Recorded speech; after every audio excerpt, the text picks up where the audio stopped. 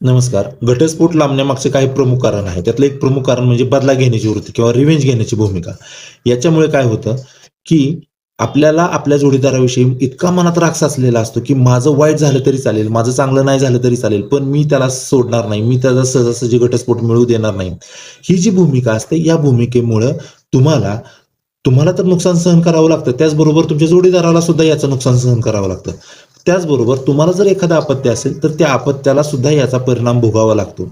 कारण की ज्यावेळेस त्याला त्याच्या वडिलांची गरज असते किंवा ज्यावेळेस त्याला त्याच्या आईची गरज असते आणि ते उपलब्ध नसतील तुमच्या वादामुळं, तर त्याच्या मनात ती गोष्ट खंत करते आणि त्या गोष्टीचा दोष तो आयुष्यभर तुम्हाला देत राहतो.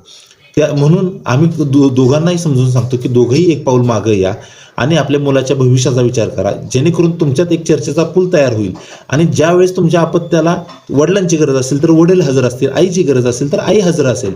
जेणेकरून त्याचं भविष्य सुरक्षित राहील आणि तुम्ही एक पाऊल जर मागे आला, तर तुम्ही तुमच्या आयुष्याची सुद्धा नवीन सुरुवात करू शकता. हा व्हिडिओ आवडल्यास नक्की लाईक करा. धन्यवाद.